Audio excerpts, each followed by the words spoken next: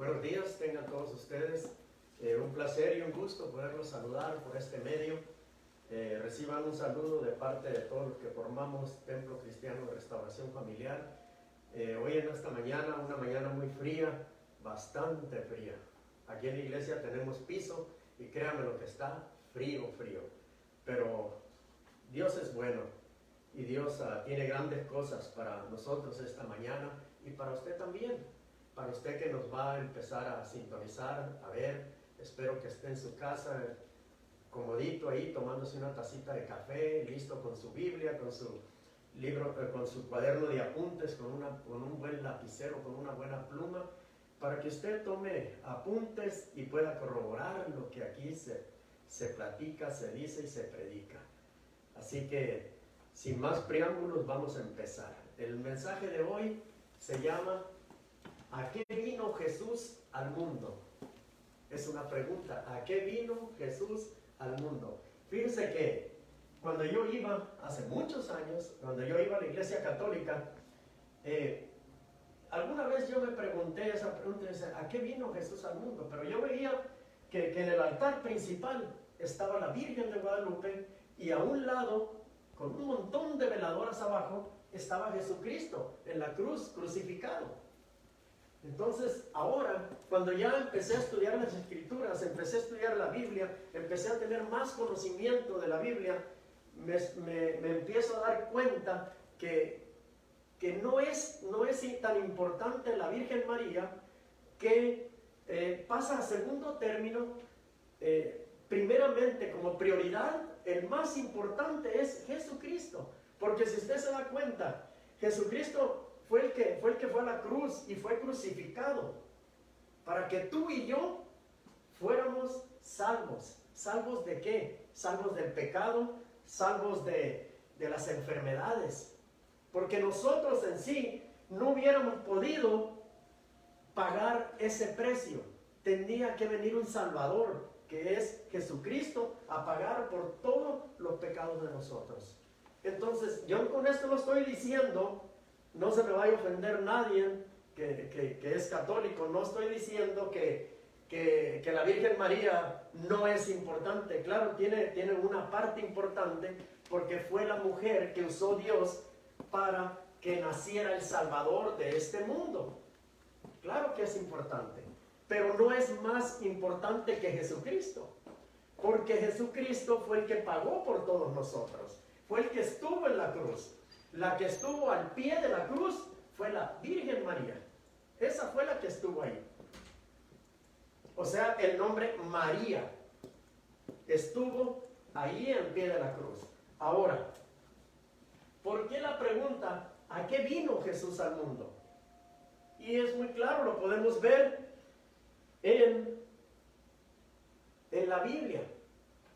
Y yo te puedo decir que Jesús vino al mundo para entregar su vida por la humanidad, para que con su muerte y resurrección los seres humanos pudiéramos disfrutar de una vida con Dios. Para eso vino Él. No solo vino con el propósito de enseñar a la persona a portarse bien, sino a capacitarla para vivir una vida feliz. ¿Capacitarla en qué forma? Por eso es que nos dio la Biblia. La Biblia es para capacitarnos, para conocer más al Señor. ¿Por qué yo antes que yo iba a la iglesia católica no conocía más del Señor? ¿Por qué? Porque no leía la Biblia. Yo siempre creí que la Biblia, los únicos que la podían leer eran los sacerdotes. Yo recuerdo, yo tengo una Biblia que tiene muchos años, vamos a hablar de unos 35 años tiene esa Biblia. Esa Biblia fue traducida en España porque tiene unas palabras no muy entendibles. Y hasta me daba flojera leerla. Flojera porque no la entendía. El castellano que hablan es muy diferente al español que nosotros hablamos hoy. Pero con el correr del tiempo, con el correr de los años, ha habido muchas Biblias que han sido traducidas a diferentes idiomas y a diferentes formas de hablar del español. Entonces, esa es la razón por la que que yo empecé a entender a qué Jesús vino al mundo. Y vamos a Mateo, capítulo 9, verso 13, y la palabra de Dios nos dice así: id pues, aprended lo que significa misericordia quiero y no sacrificio, porque no he venido a llamar a justos, sino a pecadores al arrepentimiento. ¿Se fija? Jesús vino a llamar a los pecadores a que sean sus discípulos y no a los que se creen buenos. Jesús había venido como médico a sanar a los pecadores. ¿Por qué como médico? Porque dice la palabra que por sus llagas fuimos curados. Cuando a él le pegaron esos latigazos, él estaba pensando en ti y en mí. Él estaba exponiendo su cuerpo para que tú y yo fuéramos perdonados de los pecados y curados. La mayoría de nosotros, cuando venimos al Señor, venimos enfermos físicamente y espiritualmente. Vamos a Gálatas capítulo 4, verso 4, dice: pero cuando vino el cumplimiento del tiempo, Dios envió a su Hijo, nacido de mujer y nacido bajo la ley, para que todos y cada uno de nosotros fuéramos salvos. A eso vino Jesús al mundo. Pablo explica que Dios envió a Jesús cuando se cumplió el plazo. Era el plazo de la ley judía que había antes. Dios no hace nada por casualidad. La humanidad ya existía miles de años antes de que llegara Jesús. Muchos años atrás ya existía, ya Dios había puesto el agua, había separado las aguas, las tierras, todo. La humanidad ya existía miles de años antes de que llegara Jesús. La pregunta es, ¿por qué no vino antes? ¿Por qué no después? ¿Y por qué en ese momento? Los judíos habían esperado la llegada del Mesías y algunos estaban ansiosos con la aparente falta de acción de parte de Dios. Fíjense que los judíos todavía en la actualidad están esperando que venga el Mesías. Y el Mesías hace casi cerca de 2000 años que está en nosotros, que está con nosotros, que ya vino. Y los judíos todavía siguen esperando al Mesías. Sin embargo, el tiempo de Dios no es como el nuestro. Toda la historia de la humanidad se equilibra en el eje de la vida, muerte y resurrección de Jesús. Nada ni nadie va a cambiar los planes de Dios. Desde que Dios nació, desde que Jesús nació y creció como tú y como yo, fue criado como un niño, como un adolescente, como un joven, como un hombre ya de 30 y tantos años.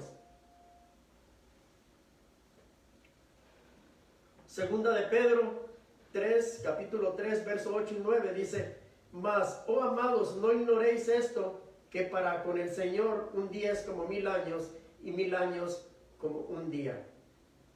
Fíjese que lo que dice aquí la palabra, que para nosotros, para el Señor, un día es como 1000 años y 1000 años como un día. A veces nosotros cuando le oramos al Señor nos desesperamos porque creemos que Él no nos escucha, creemos que Él no nos va a dar lo que pedimos. Pero en realidad Dios está tratando con cada uno de nosotros. Dios está esperando que cambiemos algunas cosas que no están bien en nuestra vida, en nuestra forma de ser, en nuestra forma de actuar. Y el 9 nos dice: el Señor no retarda su promesa, según algunos la tienen por tardanza, sino que es paciente para con nosotros, no queriendo que ninguno perezca, sino que todos procedan al arrepentimiento. Dios acordó perfectamente el tiempo de su liberación para la propagación del cristianismo. Mire, la verdadera tardanza del Señor es la compasión que todavía nos tiene. Y mucha gente dice, yo he oído por años, dice, la venida del Señor está pronto, la venida del Señor está pronto. Pero fíjese que lo que leímos anteriormente en segunda de Pedro, dice, no ignoréis esto, que para con el Señor un día es como 1000 años y 1000 años como un día. Entonces, no dudemos que el Señor está cerca a su venida. Yo vengo yendo por muchos años, y quizás mucha gente que ya murió también por muchos años estuvo oyendo que la venida del Señor está cerca, que la venida, y lo seguimos diciendo. ¿Por qué? Porque para Dios 1000 años es como un día. Dios quiere que todos escuchen el Evangelio y no desea que nadie se pierda eternamente antes de que Él venga. ¿Que Él venga para qué? Que Él venga por su iglesia. Eso no significa que todos serán salvos, porque el que rechaza la gracia y la salvación de Dios seguirá perdido. ¿Se fija? Cuando usted lo evangeliza, le hablan de la palabra de Dios y le dicen, ¿te gustaría aceptar a Jesús como tu Salvador? Cuando usted dice, no, no estoy preparado, todavía no, necesito dejar de tomar, necesito dejar de fumar, necesito dejar las drogas, necesito portarme más bien, porque pues me da pena que el Señor me vea así, que esto, diferentes excusas pone la gente para no recibir a Jesús. Pero Jesús, a Él no le importa lo que tú estés, le importa lo que tú estés viviendo, pero a Él no le importa tomarte en las condiciones que tú estás en este momento.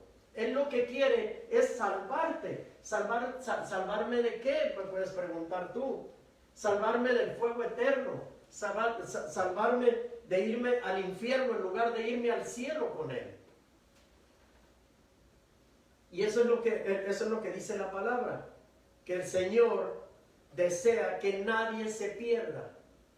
Que todos vengan al conocimiento de su palabra. Y que todos estemos con Él. El Señor vino. ¿A qué vino Jesús al mundo? Vino a salvar lo que se había perdido. Dios no hace nada sin un propósito. La venida de Jesús a este mundo tenía un propósito. ¿Cuál era ese propósito? Buscar lo que se había perdido. Número 1, buscar al hombre perdido. Lucas 19:10, ese es el versículo clave de Lucas. Dice, porque el Hijo del Hombre vino a buscar y a salvar lo que se había perdido. Jesús estaba preocupado por salvar a los perdidos unos días antes de su crucifixión. Ese era el propósito de su venida, dar su vida en sacrificio por todos nosotros. Jesús, desde que estaba en el vientre de María, hasta que murió a los 33 años, hasta que fue crucificado, Él sabía que ese era el propósito de Él, la venida a este mundo. Dios lo había dado a Él, para que tú y yo fuéramos salvos. Entonces, ¿qué sucede? El interés de Jesús es que los creyentes llevemos el Evangelio a toda gente de este mundo perdido que necesita la salvación. Por eso nosotros, cuando nos convertimos y pasamos a ser, de ser unas criaturas a pasar a ser hechos hijos de Dios, pasamos al ejército celestial. Pasamos a ser soldados de Jesucristo. ¿Y qué tiene que hacer un soldado? Hacer el trabajo que Jesucristo está haciendo, que es evangelizar, que es ganar más almas para Cristo, quitarle más almas al diablo para llevarlas a los pies del Señor, a los pies de Jesucristo. La palabra buscar significa procurar una cosa perdida, buscar hasta que se encuentre, hallarla y tener éxito en lo que se busca. Y todo cristiano debe tener éxito, debemos de tener éxito cuando evangelizamos, cuando traemos personas a Jesús. En el capítulo 15 de Lucas tenemos 3 parábolas sobre algo que está perdido. Número 1, la oveja perdida. Eso lo puede encontrar en el capítulo, si usted gusta, apúntelo y usted puede leer todo el capítulo de Lucas.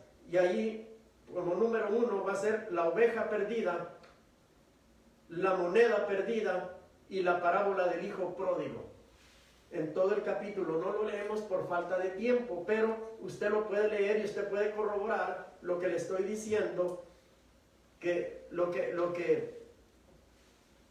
algo que está perdido, algo que se perdió, pero algo que se encontró. El versículo clave del Evangelio de Lucas afirma que el Hijo del Hombre vino a buscar y salvar lo que se había perdido. Lucas 19:10.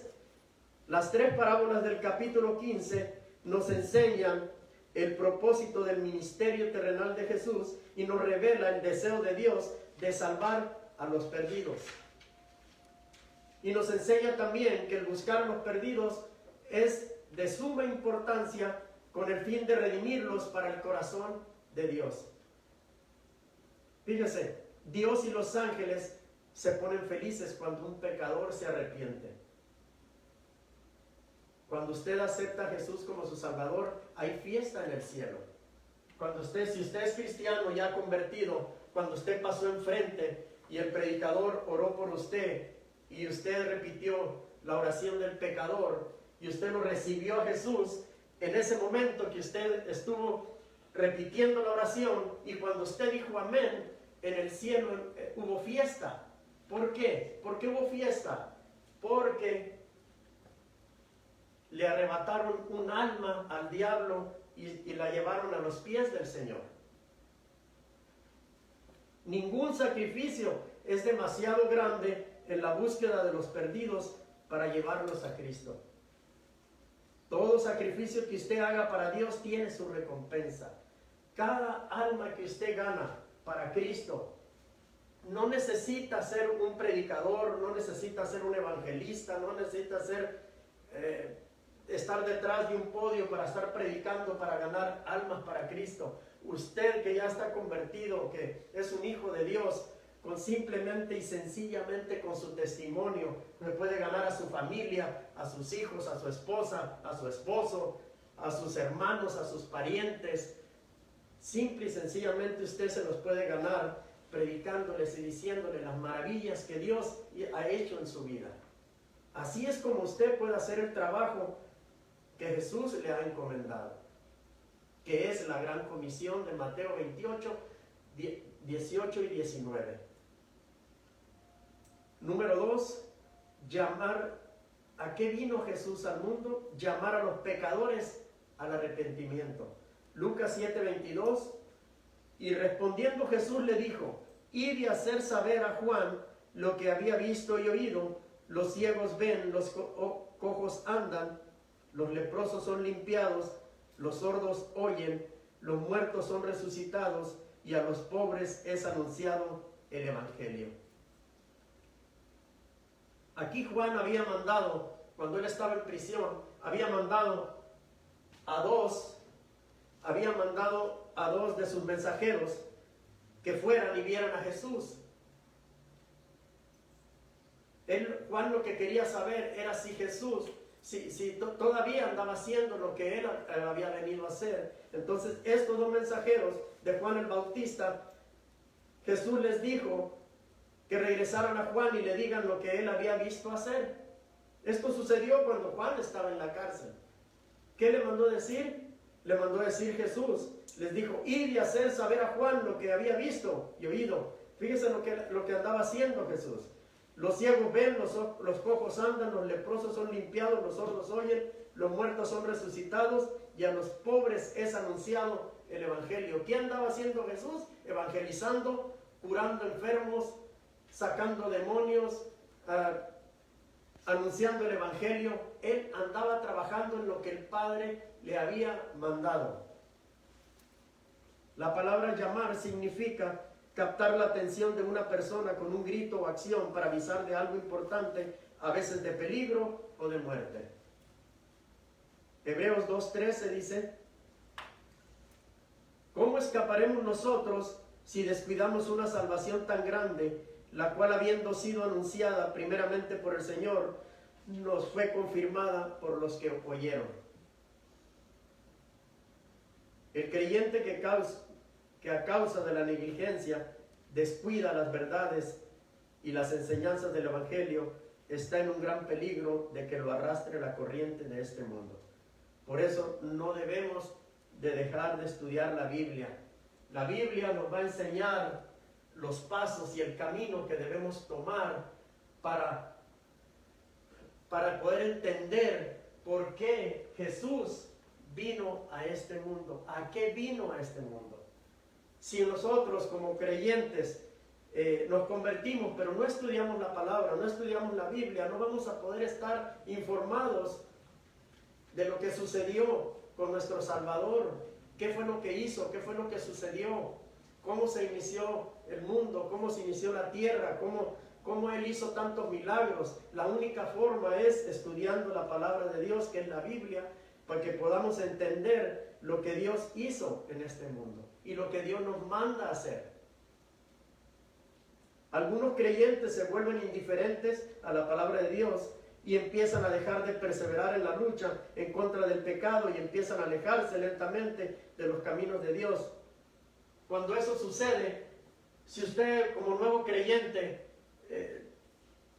viene, se convierte, empieza a sentirse bien, que ya soy cristiano, que ya me convertí, pero usted no abre la Biblia, no la estudia, no la lee, no la medita, nada hace, no toma apuntes, nada hace para el reino. Entonces, ¿qué sucede? Después lo que sucede es que el diablo empieza a tomar venganza. ¿Venganza de qué? Venganza porque usted ya dejó de ser un hijo del diablo a pasar un hijo de Dios. Entonces, ¿qué sucede? Cuando esa casa que Dios la limpió, le perdonó todos los pecados, lo dejó limpio, viene el diablo y la vuelve a ocupar. ¿Por qué? Porque usted no se ha puesto a leer la palabra. Usted no se ha puesto a indagar por qué Jesús vino a este mundo. O no se ha puesto a indagar por qué nací yo. Aquí en la Biblia le dice todo lo que usted quiera saber. Usted tiene problemas de familia, usted tiene problemas de dinero, usted tiene problemas de hijos, usted tiene problemas matrimoniales. La Biblia tiene la respuesta. Y si usted no la estudia, ¿de qué va a llenar eso que quedó vacío cuando Dios lo perdonó? ¿De qué va a llenar? Entonces, ¿qué dicen los demonios? Dicen, bueno, ya está listo, ya está limpiecito, vamos a ocupar eso. Pero usted no debe de permitir eso. Debe de empezar a leer la palabra de Dios. Léala en la mañana, en el día, todo el tiempo. Cada vez que usted tenga 10, 15 minutos, le empieza a leerla. Léala, medítela, apréndala, memorícela. Y usted nunca va a ser engañado por nadie. ¿A qué vino Jesús al mundo? A salvar el mundo. Juan 3:16. Porque de tal manera amó Dios al mundo que ha dado a su Hijo unigénito para que todo aquel que en Él cree no se pierda, mas tenga vida eterna. Jesús, a través de su muerte y resurrección, abrió las puertas del cielo para todo el que Él cree. Este versículo es el camino a llegar a Jesús. Él en este versículo abrió las puertas del cielo para que todo el que en Él crea no se pierda, mas tenga vida eterna. Que usted pueda llegar al cielo. Este versículo revela el corazón y el propósito de Dios. La vida eterna es un regalo de parte de Dios para todo aquel que nace de nuevo. A Dios le agrada que usted le entregue a Él el 100%. Mire, si usted se acaba de convertir y usted no lee la Biblia, no ora, claro que ahorita no se puede congregar, pero usted puede tener la oportunidad de estar escuchando los mensajes por este medio. Pero si usted no lo hace y usted se ocupa en otras cosas que realmente el domingo es para el Señor. El domingo debe de ser todo para el Señor. Si usted va a cambiar aceite, si usted va a la marqueta, si usted va a la lavandería, si usted va al Swapmeet, usted lo tiene que dejar para el sábado, para el viernes. Pero el domingo es el del Señor. Entonces, cuando usted no hace todo lo que la palabra de Dios dice, todo lo que Dios le ha dicho, entonces, ¿qué pasa? Usted le está dando a Dios un porcentaje, un 20%, un 30%, un 10%, un 5%. Mire, usted va a ser bendecido. Yo le hablo al que haya convertido, al que ya recibió a Jesús. Usted va a ser bendecido dependiendo del porcentaje que usted le dedica a Dios, de que usted le dedica a la palabra, de que usted le dedica a orar, de que usted le dedica a buscar su presencia. Cuando usted le dedica el 50%, usted va a ser bendecido el 50%. Cuando usted le dedica el 30, el 60, el 70, dependiendo lo que usted le dedica, a Dios, usted va a ser bendecido. Pero si usted cuando se convirtió, se metió con todo, se metió con todas las extremidades, y usted con todo el cuerpo y dijo, yo te voy a servir el resto de mi vida hasta que tú me llames a tu presencia. Pero usted lo cumple. Usted empieza a hacer las cosas que Dios le ha mandado. Usted empieza a cumplir la promesa esa que usted le dijo cuando usted llegó al altar y le dijo, si tú me sacas de todo lo que yo estoy viviendo, yo te voy a servir el resto de mi vida. ¿Y qué sucede con eso? Que Dios cumple. Y cumple 100%. Lo que no cumplimos somos nosotros. Pero si tú quieres que Dios te bendiga y que empiece a haber cambios en tu familia, en tus hijos, en tu esposa, en tu familia, tienes que empezar a entregarle a Dios 100%. El 100%. Arriba del 100%. Y fíjate que no te estoy hablando de que le entregues tu dinero, le entregues todo, no.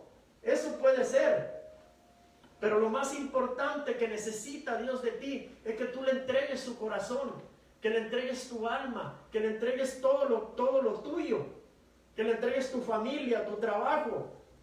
Todo quiere Dios. Dios quiere hacerse cargo de ti, pero un 100%. Dios no quiere que lo ocupes nada más cuando tú lo necesitas o cuando te viene un problema. Dios quiere que te entregues. Olvídate de las amistades. Olvídate de tus amigos, que lo único que hacían era invitarte a tomar, invitarte a pasear, invitarte a las fiestas. Olvídate de ellos. No digo que te olvides definitivamente, no, pero mientras estés en las cosas del Señor, empieza a hacer lo que al Señor le agrada. Como te decía en una predicación anterior, si todavía tienes cerveza en tu refrigerador, tienes botellas de vino, ve y tíralas. Si todavía ves revistas que no le agradan a Dios, tíralas. Empieza a cambiar tu forma de vivir.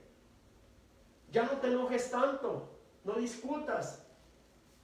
Empieza a cambiar, empieza a entregarle el porcentaje que Dios quiere de ti. Dios quiere de ti el 100%. Para poder bendecirte de una manera espectacular. Mira, si tú haces todo lo que te estoy diciendo aquí y lo que dice en su palabra, después me vas a decir, tienes la razón, Dios hay que entregarle el 100%. Si tú lo haces, Dios te va a bendecir. Dios te va a bendecir de una manera que tú ni siquiera le vas a tener que estar pidiendo lo que necesites. Porque si tú le sirves 100% a Dios, Dios se va a hacer cargo de ti. Pero necesitas hacerlo. Mira, hay un dicho mexicano, necesitas subirte los pantalones y amarrarte bien el cinto y decir, esto digo yo y esto se hace. Y esto voy a hacer. Así como tuviste el valor de pasar enfrente y entregarte a Jesucristo, ten el valor para hacer lo que Dios manda. Si vas a ser un cristiano, que sea un cristiano de 360 grados. No seas un cristiano del montón. No seas un cristiano que a veces viene a la iglesia, a veces oye una predicación, a veces leo la Biblia, a veces oro. No, sé un cristiano 100% y Dios te va a bendecir en todas las áreas de tu vida. No te vas a tener que estar preocupando por pagar un bill, o porque tus hijos no vengan a la iglesia, o porque tus hijos no te hagan caso. El Señor se va a hacer cargo de ellos. Pero tú no les puedes estar gritando, no les puedes estar diciendo ni exigiendo. Tú lo que tienes que hacer es hacer lo que Dios te ha mandado hacer. Si un hijo no te hace caso, ve a tu cuarto y arrodíllate y gímele y reclámale a él y dile, Señor, yo te sirvo, yo te cumplo, pero mi hijo no me hace caso. Y mira, Dios se va a encargar de tu hijo. Pero tú necesitas entregarle el 100% al Señor. Si tú no le entregas el 100%, olvídate que las cosas se van a solucionar. Claro, con esto no te estoy diciendo que no te vas a ir al cielo cuando te mueras, no. Sí te vas a ir porque ya recibiste a Jesús en tu corazón. Pero Dios nos quiere bendecir hoy que estamos aquí en la tierra. A eso vino Él al mundo. A que mientras estamos viviendo en el mundo fuéramos bendecidos, viviéramos felices, viviéramos contentos, no viviéramos con necesidades. A eso vino Él. Él está preparando el terreno para cada uno de nosotros. Cuando Jesús se fue, Él dijo que iba a ir a preparar casa para cada uno de nosotros. Yo le creo y yo espero que tú le creas. Pero Dios quiere que vivamos una vida feliz, una vida contentos, sin problemas. Pero necesitamos entregarle a Dios el 100%. Jesús vino al mundo para llevar el castigo del pecado que el hombre no pudo pagar.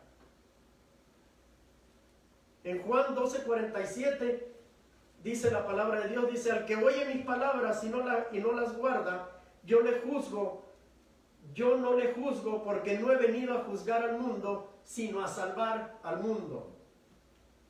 Jesús había sido enviado para salvar al mundo, no para condenarlo.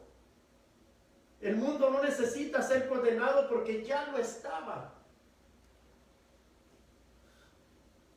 Jesús vino a salvar lo que se había perdido. Primera de Timoteo, capítulo 1 al 15, dice: palabra fiel y digna de ser recibida por todos, que Cristo vino al mundo para salvar a los pecadores, de los cuales yo soy el primero. Esto es lo que le dice Pablo, es lo que está diciendo Pablo.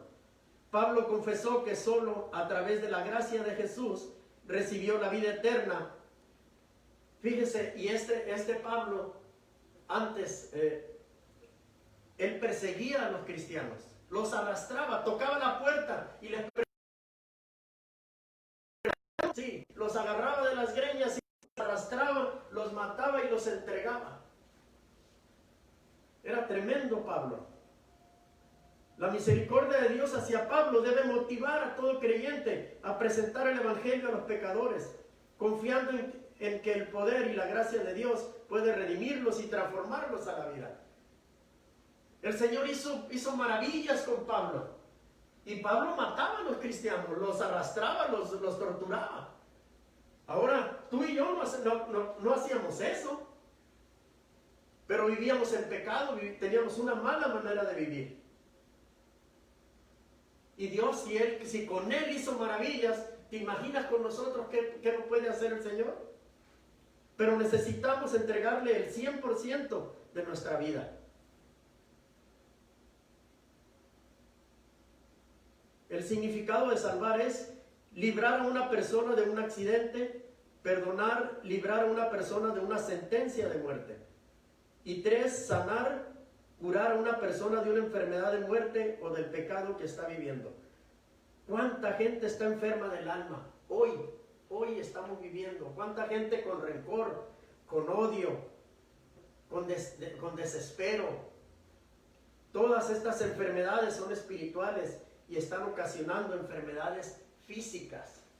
Cuando usted está enfermo de odio, está enfermo de rencor, usted odia a su familia, odio al fulano odio al otro, está lleno de odio. ¿Y qué pasa? Le empieza a doler el estómago, le empieza a doler la cabeza, le empiezan a doler los pies, le empiezan a doler el odio hace y ocasiona tener enfermedades. Primera de Pedro 2:24, quien llevó Él mismo nuestros pecados en su cuerpo sobre el madero, para que nosotros, estando muertos a los pecados, vivamos a la justicia, y por cuya herida fuiste sanados. Cristo llevó los pecados de la humanidad en la cruz, convirtiéndose en el sustituto de los pecadores, al llevar sobre sí el castigo por el pecado de cada uno de nosotros. Cuando Jesús pasó la vía dolorosa, cuando iba cargando la cruz, cuando le pusieron la corona de espinas, le dieron latigazos, lo escupieron, lo desnudaron, lo colgaron en un madero, le clavaron clavos. Él sabe lo que estaba haciendo. estaba pagando el pecado tuyo y el pecado mío. Él estaba pagando por las enfermedades. Dice que por sus llagas fuimos curados. Todos los pecados Jesús los estaba pagando en esa cruz. Porque ni tú ni yo podíamos pagar ese precio tan alto. El propósito del sacrificio de Jesús es que cada uno de nosotros quedáramos libres de la culpa, del poder y la influencia del pecado y del enemigo. Mediante su muerte, Cristo nos quitó la culpa y el castigo por los pecadores de la humanidad y abriendo un camino por el cual se pudiera volver a Dios conforme a su justicia y recibir la gracia y llevar una vida justa delante de Él. Eso es lo que sucedió cuando tú pasaste enfrente, cuando yo pasé enfrente. Recibimos la gracia de Dios y la oportunidad y el privilegio de vivir una vida justa, siempre y cuando nosotros pongamos algo de nuestra parte. Porque no solo es venir a recibir a Jesús aquí enfrente, sino que tenemos que ser fuertes, que seguir adelante, que dar los pasos que tenemos que dar, que empezar un propósito. Pero si nosotros nada más queremos venir, recibir al Señor y dejar que el Señor haga todo, no puede ser eso, porque nosotros tenemos algo que hacer también. Número 4 dice Jesús. ¿A qué vino Jesús al mundo? Jesús vino para dar vida en abundancia. Juan 10:10, el ladrón no vino sino para hurtar y matar y destruir. Yo he venido para que tengan vida y para que la tengan en abundancia. La vida que Cristo ofrece al pecador es como un río de agua viva que no tiene fin. ¿Se fija? El diablo, cuando vivíamos en el mundo, el diablo lo único que tenía para nosotros era, la venganza para nosotros era destruirnos, robarnos todo lo que teníamos. En cambio Jesús vino para darnos vida y vida eterna y darnos todas las comunidades, que viviéramos como debía de ser, que viviéramos en este mundo felices hasta la venida de Él. Juan 4:14, mas el que bebiere del agua que yo le daré, no tendré sed jamás, sino que el agua que yo le daré será en él una fuente de agua que salte para vida eterna. ¿Se fija? El beber el agua de vida requiere una comunión habitual con la fuente del agua viva que es Jesucristo mismo. ¿Qué comunión tenemos que tener con Él? Principalmente es amarlo a Él sobre todas las cosas. 2 mandamientos: amarás a Dios sobre todas las cosas y a tu prójimo como a ti mismo. Una pregunta, ¿lo estás haciendo? ¿Amas a Dios y amas a tu prójimo? Y sobre todo buscar su presencia. Buscar su presencia, leer su palabra, leer sus mandamientos. Indagar en la palabra de Dios. Conocerlo más. La única forma que vas a poder conocer a Jesucristo es leyendo su palabra. Vas a conocer todo lo que Él pasó, todo lo que Él anduvo, para que tú y yo estuviéramos viviendo en la actualidad, en pleno siglo XXI, como estamos viviendo hoy. Nadie puede seguir bebiendo del agua de vida si se separa de la fuente. Quienes se separan se volverán. Y mire lo que nos dice 2 de Pedro 2:17. Estos son fuentes sin agua y nubes empujadas por la tormenta, para los cuales la más densa oscuridad está reservada para siempre. Esto es para los que se alejan del Señor. O sea que si te separas de la comunión con Dios, eres presa fácil para el enemigo. Si tú ya eres un cristiano que conoce de la palabra de Dios y te alejas, ten cuidado, porque de Dios nadie se burla. Y sobre todo que si te empiezas a alejar de Dios, eres presa fácil para el enemigo, para el diablo. El enemigo te está esperando. Cualquier cosa que tú falles, que fallemos, Él está esperando para meterse en ti y empezar a hacer las mismas cosas que hacías antes, de que vinieras a los pies del Señor. Pero tú puedes evitar todo eso. Cuando te vengan esas cosas, si tú tienes conocimiento de la palabra, si tú tienes conocimiento de la Biblia, el enemigo no va a poder contigo. El enemigo siempre está atacando, siempre va a estarte atacando. Pero conforme él vaya conociéndote y vaya viéndote que tú, cada vez que él te quiera atacar, tú tienes la palabra en tu boca, el enemigo no va a hacer nada. El enemigo va a llegar un momento en que te va a dejar en paz porque contigo ya no puede. Por eso es que necesitamos conocer más de la palabra, estudiar más la palabra y meditar en la palabra. Pedro nos habla de los falsos maestros que hablan palabras vacías y falsas y carecen de significado, que esclavizan a creyentes inmaduros. Ten cuidado con los falsos maestros, ten cuidado con los falsos predicadores, ten cuidado con los falsos líderes, falsos que te dicen ser tus amigos y por detrás te dan una puñalada. Ten cuidado. Y para evitar todo eso, mejor lee la palabra, infórmate. Lo único que te va a dar luz y te va a enseñar el camino a Jesucristo es la palabra, es la Biblia. Está bien que hayas venido y te hayas convertido y hayas aceptado a Jesús, porque eso es un paso a que estés con el Señor. Pero tienes que seguir el camino. ¿Y cómo vas a seguir el camino? La única forma es que estudies la palabra. Quizás tú digas, hermano Mario dice la palabra, pero es que la palabra de Dios es inspirada por Dios, es escrita por grandes hombres de Dios. Y ahí dice toda la historia, todo lo que tú quieras saber de Dios.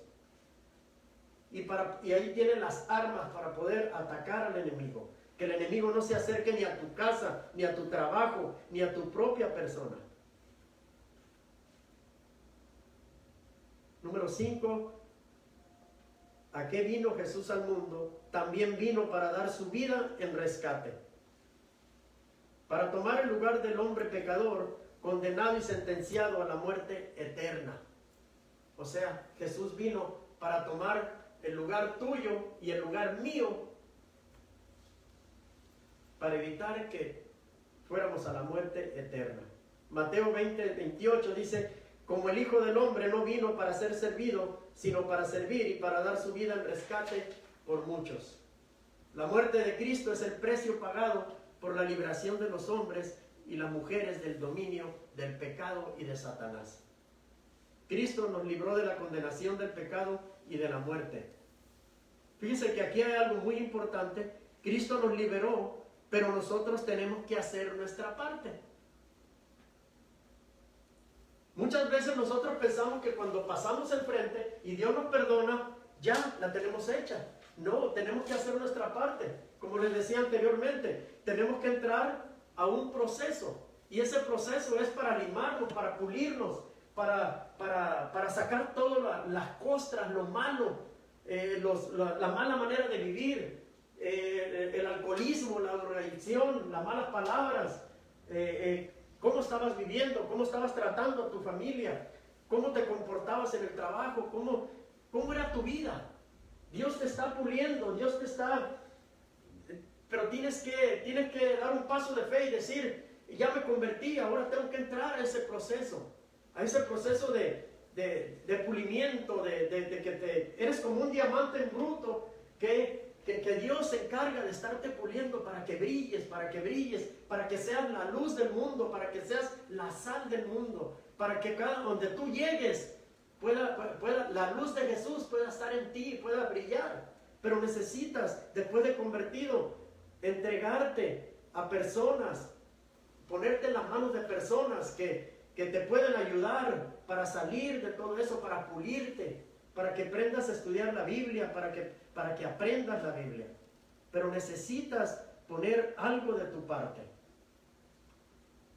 La palabra rescate significa tomar el lugar de una persona y recibir el castigo que esa persona merecía. Todo el castigo que Jesucristo pasó en la cruz del Calvario era para nosotros. Nosotros lo merecíamos. Él no merecía estar ahí, porque era sin pecado y sin culpa. Él fue a pagar por cada uno de nosotros en esa cruz. Jesucristo cargó en la cruz con todos nuestros pecados y enfermedades. Y cuando Él dijo consumado es porque ya había terminado, ya había expirado. Romanos 5, 6, 9. Te lo voy a leer en la traducción lenguaje actual, porque se me hizo más claro y leemos así. Cuando nosotros los pecadores no podíamos salvarnos, Cristo murió por nosotros, murió en el momento elegido por Dios. En realidad no es fácil que alguien esté dispuesto a dar su vida por otra persona, aunque sea buena y honrada. Tal vez podríamos encontrar a alguien que diera su vida por alguna persona realmente buena. Pero Dios nos demostró su gran amor al enviar a Jesucristo a morir por nosotros, a pesar de que nosotros todavía éramos pecadores. Si Dios nos declaró inocentes por medio de la muerte de Jesucristo, de Cristo, con mayor razón, gracias a Cristo, nos librará del castigo final. ¿Se fijan? Y si quieres se lo leo en la Reina Valera, dice, porque Cristo cuando aún éramos débiles a su tiempo, murió por los impíos, o sea, murió por ti y por mí. Ciertamente apenas morirá alguno por un justo, con todo pudiera ser que alguno osara morir por el bueno, pues mucho más estando ya justificados en su sangre, por él seremos salvos de la ira. El amor de Cristo se fundamenta en la gracia de Dios. El amor de Dios ha sido derramado en nuestros corazones, a pesar de que no lo merecemos, se nos da en abundancia. El creyente experimenta el amor de Dios por medio del Espíritu Santo, sobre todo en tiempos difíciles, y esa es la constancia del amor de Dios, la que sostiene al creyente en los sufrimientos y la esperanza que Cristo regresa por su pueblo. El Espíritu Santo es el que nos redarguye y nos consuela, es nuestro consolador. Mire, yo tengo una ilustración aquí y se la voy a leer. Dice, si nuestra mayor necesidad hubiera sido información, Dios nos hubiera enviado un educador. Si nuestra mayor necesidad hubiera sido tecnología, Dios nos hubiera enviado un científico. Si nuestra mayor necesidad hubiera sido dinero, Dios nos hubiera enviado un economista. Si nuestra necesidad mayor hubiera sido placer, Dios nos hubiera enviado un comediante o un payaso. Pero nuestra mayor necesidad fue el perdón, porque nosotros no podíamos pagar por eso. Así que Dios envió a un Salvador que es Jesucristo. Mateo 6:33, mas buscad primeramente el reino de Dios y su justicia, y todas estas cosas os serán añadidas. Primero, ¿qué nos está diciendo? Que busquemos las cosas de Dios. Busquemos a Dios primero. Y si tienes necesidad de una casa, de un carro, de dinero, de trabajo, de que tu familia, de que tu matrimonio se arregle, de que tus hijos se arreglen, primero buscad primero el reino de Dios. Busca a Jesús, busca a Jesús, busca a Jesús. Es lo primero, es la prioridad, porque Dios tiene la solución para todos tus problemas. Cristo tomó nuestro lugar y murió por nuestros pecados. Él rescata a todos los que reciben su perdón. Jesucristo no quiere que nadie se pierda y quiere que todos vengamos al arrepentimiento y que lo reconozcamos como nuestro Señor y Salvador. Cristo vino para hacer el camino al cielo. A eso vino Él. ¿Quiere usted caminar por ese camino? Esta es una pregunta para ti. Tú que no conoces al Señor, tú que andas divagando, que dices, ¿a qué vino Jesús al mundo? ¿Por qué tengo que recibirlo? ¿Por qué si yo creo en esto, yo creo en lo otro? Pero el único que tienes que creer es en Jesucristo. Por eso yo a ti te invito, que si nunca has recibido a Jesús en tu corazón, que hoy esta mañana tú lo recibas. Y si te alejaste y quieres reconciliarte, también puedes hacerlo. Pero lo más importante es que busques a Jesús. Jesús es la solución a todos tus problemas. Como dice Mateo 6:33, mas buscad primeramente el reino de Dios y su justicia, y todas las cosas vendrán por añadidura. Todo lo que tú necesites, Dios te lo va a dar.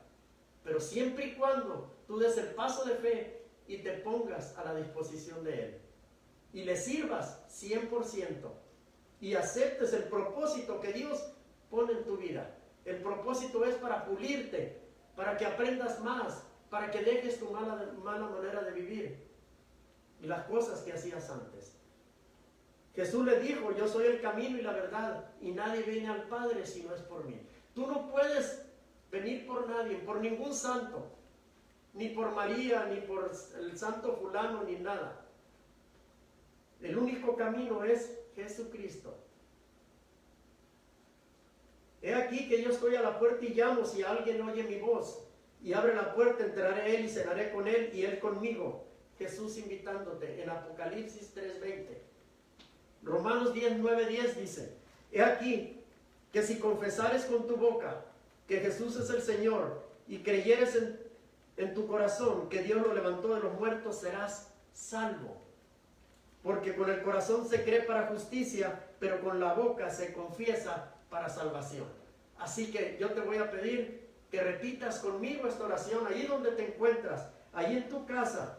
Y si quieres invitar a tu esposa, a tus hijos o a quien esté ahí, dilo con fuerza.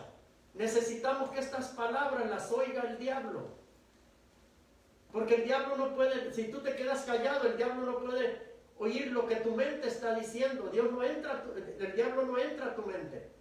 El único que puede saber lo que tú estás pensando es Dios. Pero el diablo no sabe lo que tú estás pensando. Así que para decírselo, tienes que decirlo y fuerte.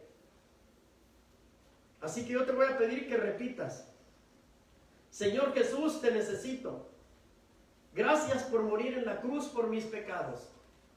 Te abro la puerta de mi vida y te recibo como mi Salvador y Señor. Gracias por perdonar mis pecados y por darme vida eterna.